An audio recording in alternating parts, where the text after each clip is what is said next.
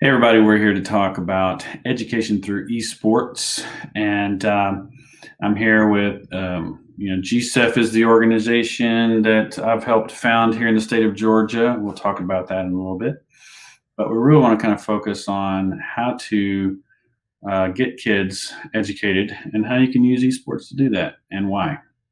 And to help with that conversation, I have with me a guest, Chris Aviles, and I'm going to add him here. There we go. Hey, Chris, how's it going? Hey, thank you for having me. Yeah, Chris is the founder and president of Garden State Esports, and he's started up this program in the good Garden State. And why don't you tell me all about it? Yeah, so it's been a pretty wild ride. About 3 years ago, I started the first middle school esports team in the country after a lot of years of trying to bring esports to the schools I've been working at here in New Jersey. But we were able to launch that 3 years ago. And being the only middle school, is hard to find other competition. So slowly, I was able to reach out to some educators I knew and onboard them. We played some of, the first middle school matches, both in New Jersey. We played some matches against teams from other states, and that got a lot of really positive press. And so we were on NBC and PBS and a couple other places. And from that positive press, a lot of schools from around the country reached out and kind of said, "How can we do this too?" So that second year, I had started a league, of those teams who were interested from around the country. And we had about 60 teams at the time. We had a great season that year. And then when it came to year three, one of the things I did was kind of formalize and finalize this process of bringing on, bringing esports teams, through the pipeline of, board approval, getting coaches, starting a team, bringing in the kids, picking games. And that's what Garden State Esports is. Garden State Esports is our nonprofit that is dedicated to making sure every school in New Jersey has and sees the benefit of esports and education. Awesome. Well, we've started up something similar here in the state of Georgia as the Georgia Scholastic Esports Foundation. And between myself and some other entrepreneurs in the esports space, and just introduce myself a little bit. I'm Byrd, am CEO of Skullz Incorporated, and we do merch and outfit teams, but I'm very passionate too about youth and kids and doing what's right and educating kids in this, and so it really made a good sense to start up GSEF to be what you guys are doing for the Garden State in the state of Georgia. And so, not really knowing the education piece of it, you're the pro at the education piece, but we kind of reached out and clung to NASEF because they had the same concept and same ideas, and really I felt aligned with how they were presenting that and focusing on education. Yeah, and both of our stories kind of speak to the power of esports and education. And Wes, NASEF, the North American Scholastic Esports Federation, is kind of doing this work on a global scale. They started, they were born out of the Orange County school system. From there, they started to kind of act like the governing body for esports and education, kind of K-12, similar to the NCAA or NACE might be in the college world. And I've been with them for years now. And since then, they've brought on Mexico, they've brought on Japan. And so they're kind of expanding this global view of what esports and education looks like. But where people like you and I come in, we're people that they have tapped to run things on a state level. And so just like GSEF, Garden State Esports, we're the governing body of esports in education for New Jersey. And like you said, making sure it's done right and making sure that we are using esports to teach kids the things we want them to know. Because Wes, here's the big secret. Hopefully there's no kids listening, but esports isn't about gaming. It's really not. When I talk to parents, when I talk to boards of education and other educators, when I'm trying to get them to see the vision for what esports and education is all about, it has very little to do with gaming, right? We know that gaming can provide similar traditional values as sports. As somebody, I've coached football, wrestling, and track here in New Jersey for 12 years at a varsity level, and I've played sports my entire life. I can tell you the teamwork, leadership, communication, understanding of what it means to sacrifice yourself for the greater, good of the team, all of that can be taught through esports. And so as much as I have learned on an athletic field, right, I have students on my team and students in my league that are learning just as much about those things using video games. Mm-hmm. And, nice. And Wes, what we always talk about is this idea that traditional sports is not for everybody. There's a lot of different reasons. Some students may have a physical disability or a learning disability that maybe makes that not impossible, or maybe they just don't have the interest, or even from a size factor. I have students on my team that are just not physically big enough. But esports provides for them that team, that competition, that sense of belonging that traditional sports often fills for students. So we're talking about bringing a lot of kids in that maybe don't have what I call the homeschool connection. And then, we're using the video games to teach those traditional values, teamwork, leadership, communication. But, the beautiful thing that we can do with esports is we can bring in so much more than that. So, I know you're just as passionate as, the founder of Skullz about career and technical education, right? Getting kids to see different pathways, whether it's into the military or college and then into the workforce and beyond. Esports is fantastic when it comes to giving kids hands-on experience with these very lucrative jobs that are out there, because everybody's saying STEM, STEAM, this is the future. You're talking about esports being the fastest growing industry in the world, and this is where many of those jobs are going to be. So what are you seeing and doing in GSEF when it comes to the career and technical side as an entrepreneur? Because I'm a classroom teacher, so you probably even have a different perspective on it from that side. Yeah, well, absolutely. And, for me, in this case, this is where I want the kids to hear, where, we might use games as a shiny object to educate them.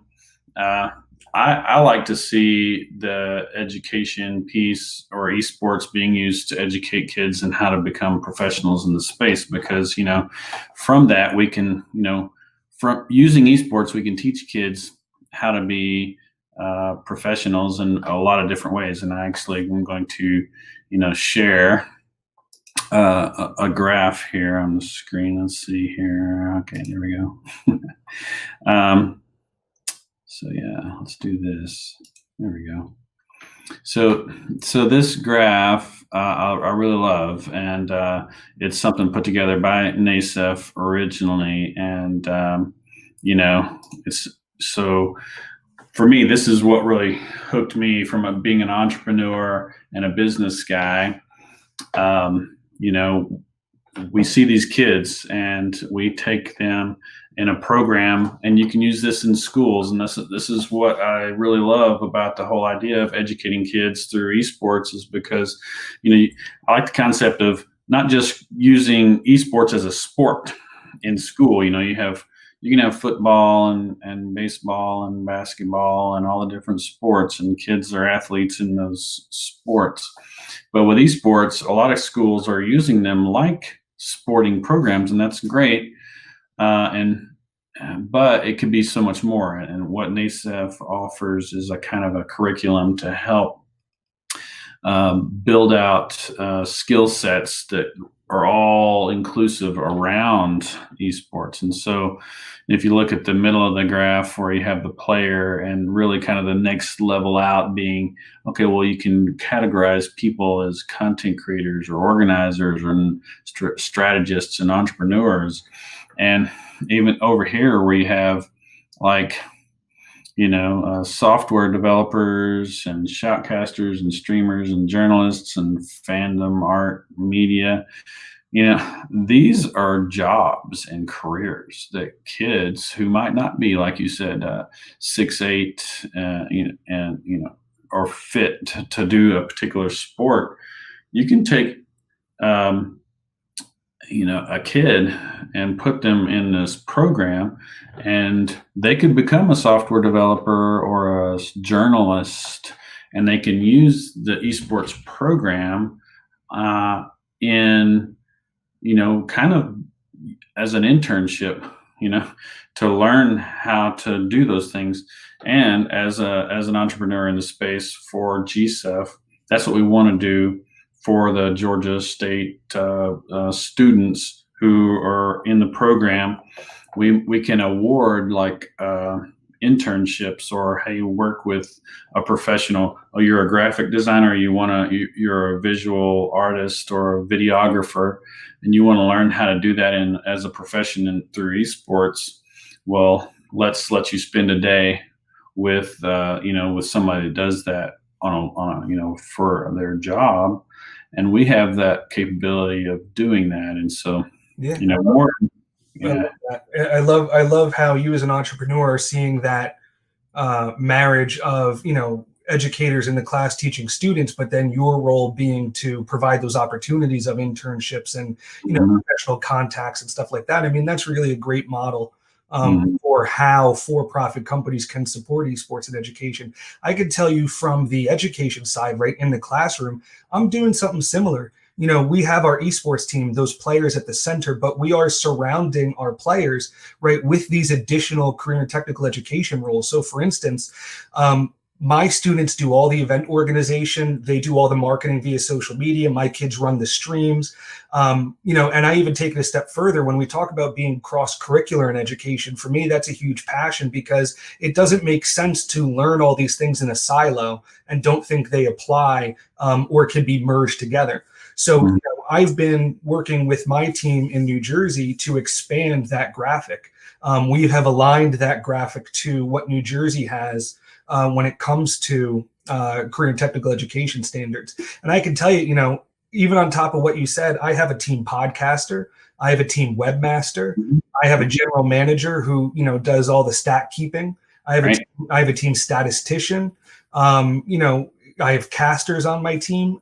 So there's just so many opportunities to take the esports ecosystem, right? What we call all those jobs in and around that gaming industry.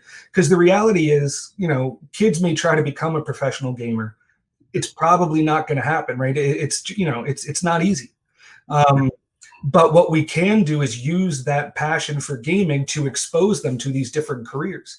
And so, what's even cooler though is, my players sometimes fill those roles, right? Marketer, stuff like that. But I have kids on my team who actually don't want to play the game. They actually want to be involved in the technical side of things. Yeah. Right? So my casters, don't necessarily play. My team podcaster or, my team statistician, they're not players. Right? They're students who are there being part of something, being part of, this club with their friends, having all that positive social peer interaction, but they're also getting hands-on experience of, in the case of a statistician, collecting data and then interpreting data. I have a kid who just loves to scout other teams and say, oh, watch out for this kid, or this kid does that. So there's just so many different careers that we can provide hands-on experience through esports, right? And it's not, it's not the team, right? It's always the team behind the team. And, there are scholarships in esports for your skill in a game. But what we're seeing more of, Wes, at the college level are colleges that are giving scholarships around, right, that esports ecosystem. I always like to talk about Chris Haskell, who's the head coach at Boise, close friend of mine, runs probably one of the best programs in the country. He uses his scholarship money to hire a team journalist and hire a production manager. And if you've ever seen, or you Google Boise State's esports arena and the production side, it's like a TV studio. Yeah. It's unbelievable. And so to have that key student making all those parts run and getting paid for that is fantastic, right? If you talk to Doc Haskell, he'll tell you that that team journalist, their team is only going to be successful if people know about it. And so they're promoting and, using that team journalist to spread the word of esports. So he could give those to players, but he found that his program is more beneficial, right? Giving to key, people like that. I'll also mention UC Irvine. right? Mark Deppy and his crew, they have scholarshiped students on their team that are, in majoring in exercise science. And their scholarship comes from the fact that they are the nutrition coaches and, athletic coaches of their esports team, who are required to work out in the morning and eat healthy, because we know that there's a connection, between sleep, exercise, and diet when it comes to performance. So you're talking about even wrapping some of that stuff up in esports, right? Social emotional learning with the traditional skill sets of communication and leadership. You're talking about health and wellness, diet and exercise can be taught through esports, on top of all these amazing careers that we are giving kids hands-on experience to. And again, this is the fastest growing industry in the world, right? This is only going to get bigger. People don't realize that the video game industry makes more than the movie industry and the music industry combined every year. Microsoft just bought Bethesda, which is a video game studio, and they paid more money for Bethesda than they did for Star Wars and Marvel combined. That's what this esports ecosystem is all about.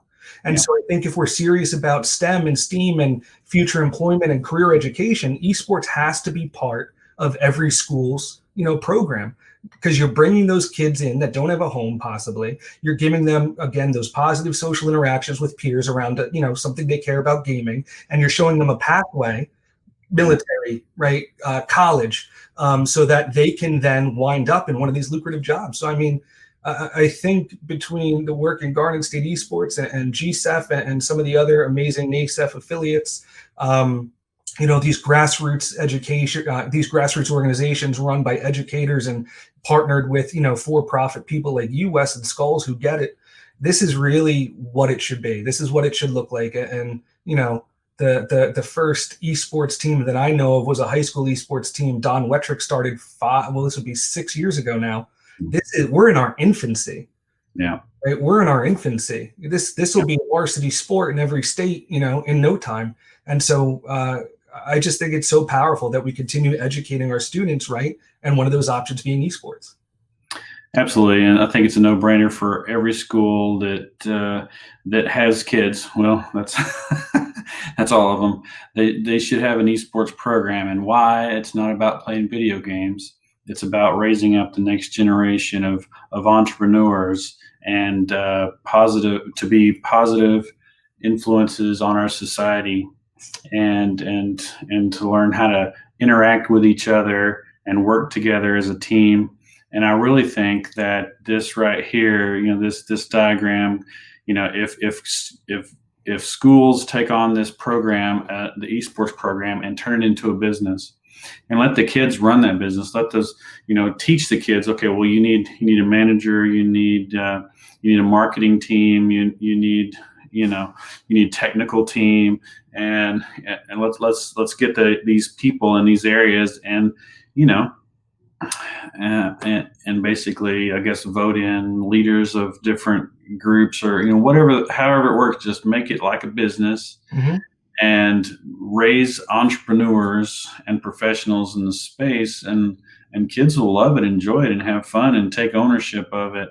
And all the admin has to do in the school is just kind of supervise and watch these kids do amazing things. And I think esports is unique in that way, and I really don't know of very many other programs that you can do that with.